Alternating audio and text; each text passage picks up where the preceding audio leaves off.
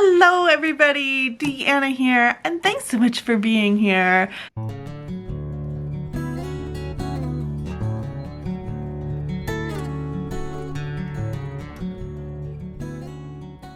So today's video is going to be another book review, and the book I'm reviewing is going to be Bay of Sighs by Nora Roberts.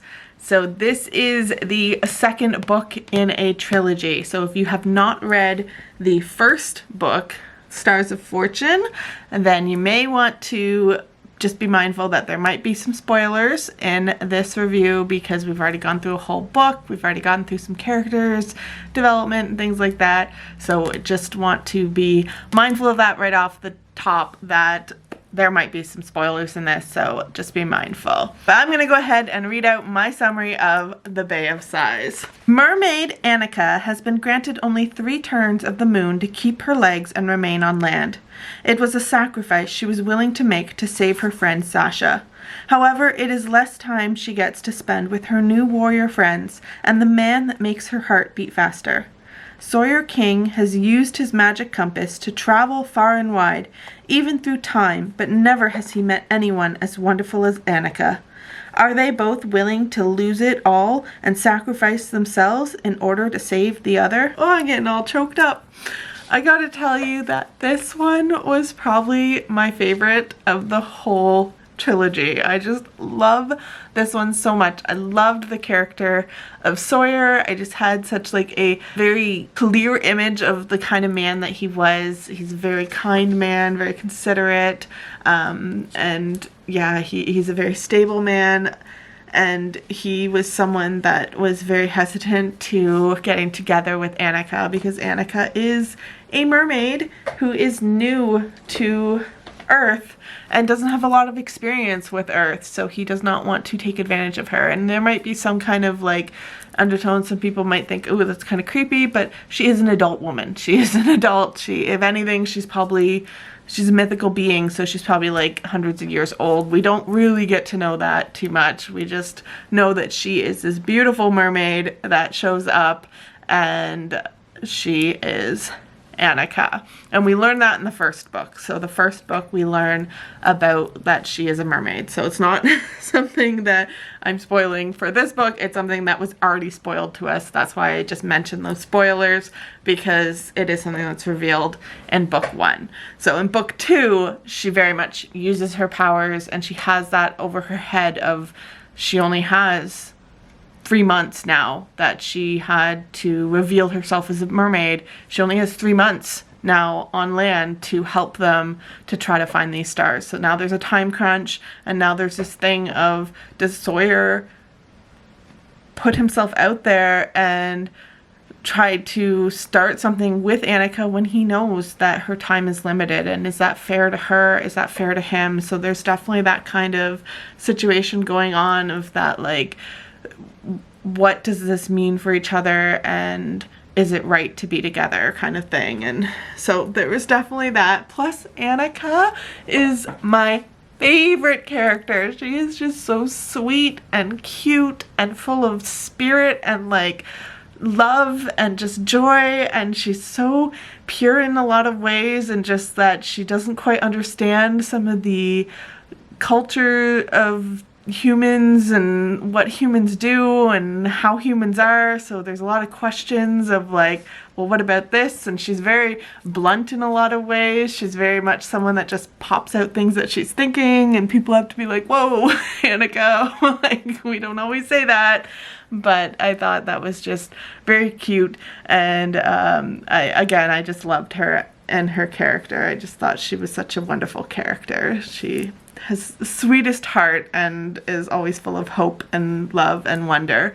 And I think Sawyer is such a good character to have that as his counter character, to have someone that exudes all of that wonderfulness, because I think he really deserves so much of that wonderfulness. And he is definitely someone that I really appreciated him as a character as well. So this one also dealt a lot with like water. I mean, it is called the Bay of Sighs, so it's got like that water element, that water theme. So very much like I love water.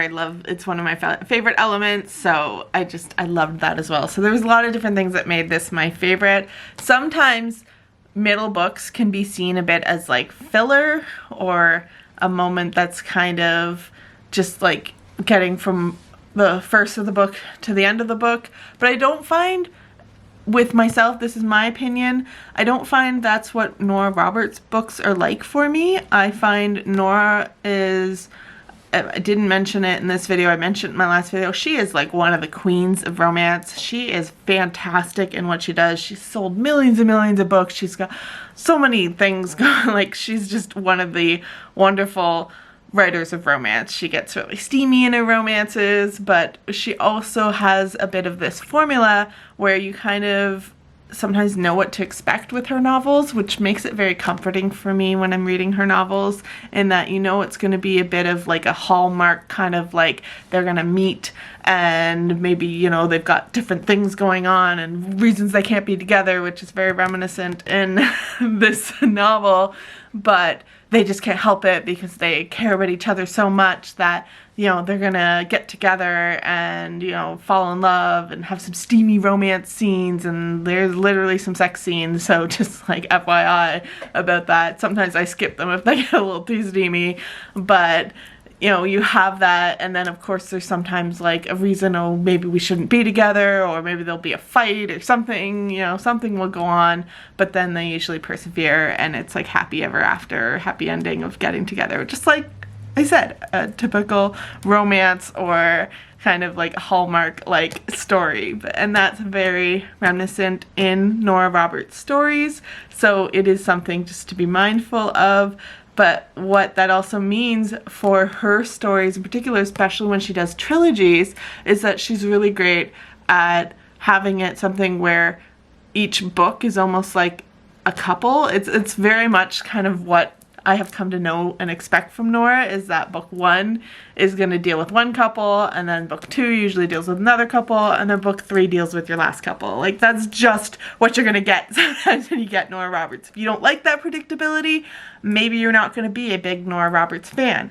I love that. I love it. It's just like, it's comforting, it's fun, it's exciting, and it's just cute to see how do these couples get together. Like, what are going to be some of their issues? What's going to be like the thing that pulls them together finally and like makes them get together? Sometimes it's like, in some of her other books I've read, it's been actually like literally they can't help it. They are literally drawn to each other like magnets, and sometimes it's just that they see something in each other and they fall in love. So it's wonderful. I love her books. And what that means though about the second book and how it's not filler is because we are seeing that story arc, that character arc between the second couple, which would be Annika and Sawyer. We are seeing their arc of their relationship. The arc of their relationship.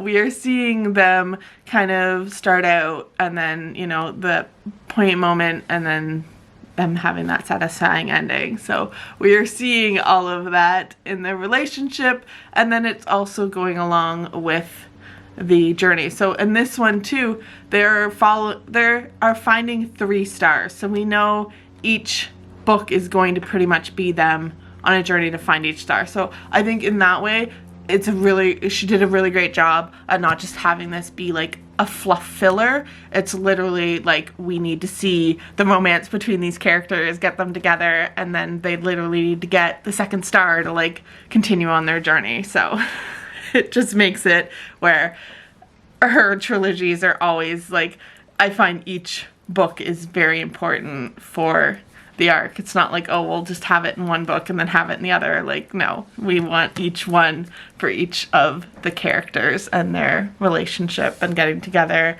And in this case, just the story progresses as well, because we're having the 1 star they get, the second, and then the third. So it's just a part of what they need to do.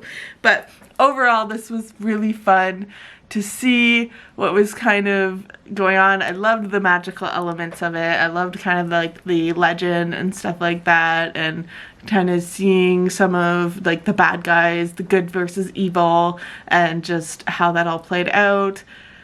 there was some times where it was like, oh my goodness, on what was happening, and it was like, oh my god, is this gonna be a happy ending? What's kind of happening? So it was definitely one that I really enjoyed and had a lot of fun with. So I do really recommend this series, and especially if you're a Nora Roberts fan, pick it up. Pick it up.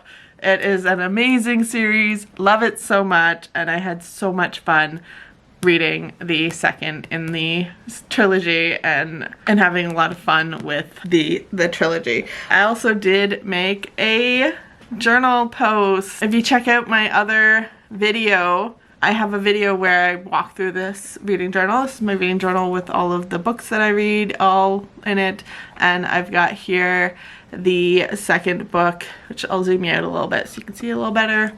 There you are. I had so much fun making this journal entry. I think this was one of the most fun ones. I think it's because I just love Annika so much, and I just wanted to make a pretty picture of Annika reaching for Sawyer's compass that he has. So I absolutely had so much fun. I do enjoy how it turned out. Yeah, I had a lot of fun with all the little elements, the Bay of Sighs. So this was an awesome read, and I highly encourage you to check it out, like I said. So I think that's all I have to say about this book. I literally was bursting with joy while reading it. It was just so much fun to read. I loved it. So I hope you enjoyed this video. If you did, give it a thumbs up and let me know. And also let me know, do you read Nora Roberts?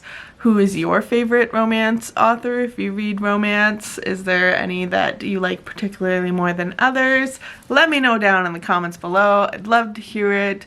Other than that, that's gonna be it for me. Thank you so much for watching. I hope you have a wonderful rest of your day, night, evening, whatever time it is, wherever you are. Thank you so much for being here. Take care of yourselves, and you will see me and any books I read. I'll be back with a book 3 of the Guardians trilogy in another video. Take care. Bye!